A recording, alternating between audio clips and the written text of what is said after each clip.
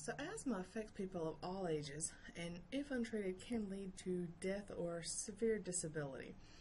Now asthma is kind of a two-part problem of both chronic inflammation of the bronchioles and bronchoconstriction during an asthma attack.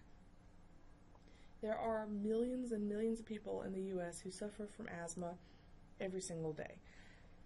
Now asthma is thought to have a kind of a genetic component as well, but also can be caused by some respiratory illnesses, especially in early childhood.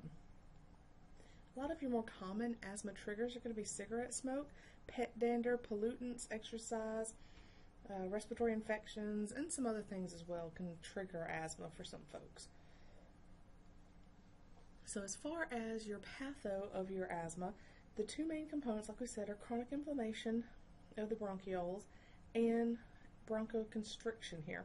So the normal response in a body to lung irritants is constriction of the bronchioles to limit that exposure. But in asthmatic patients, this response is severely exaggerated, which can lead to overconstriction of the bronchioles.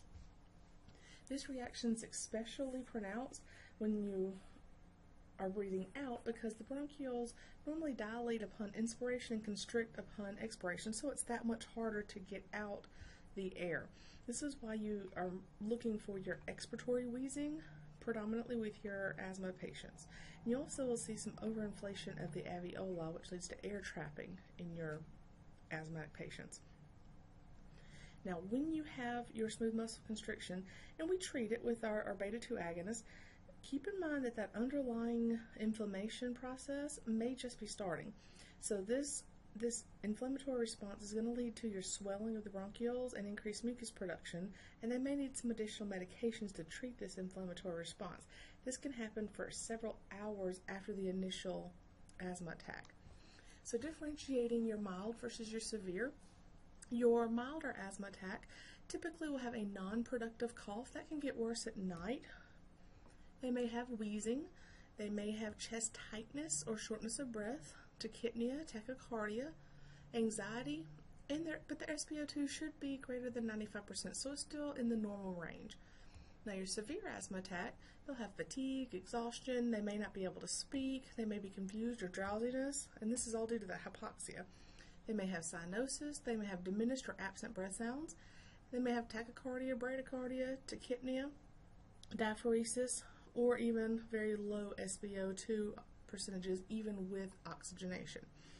Now your status asthmaticus is a prolonged life-threatening asthma attack that does not respond to treatment with bronchodilators. This means your patient is headed towards respiratory failure. It's very important that you recognize it and act quickly to minimize any potential mortality. Now, we know wheezing is a common sign of asthma attack, but keep a couple things in mind. Number one, not all that wheezes is asthma. Okay, so you have to get a good history and a good assessment because some other conditions that can cause wheezing may require different treatment than asthma. Second, wheezing only happens if there's air moving through the bronchioles. I have seen patients whose asthma is so bad and their bronchioles are so constricted they were not moving air, period. They just were not moving air in those lower airways, so they had no wheezing because there was no air movement. So pre-hospital asthma management. Okay, we're going to, of course, assess our level of responsiveness, ABC, circulation, that stuff. If they show signs of altered level of consciousness, signs of exhaustion, cyanosis, or diminished air movement, so essentially status or severe asthma attack, it's an immediate life threat. We're going to establish an airway. We're going to assist ventilation, so we're going to administer supplemental oxygen. We're going to transport without delay, getting our IV en route.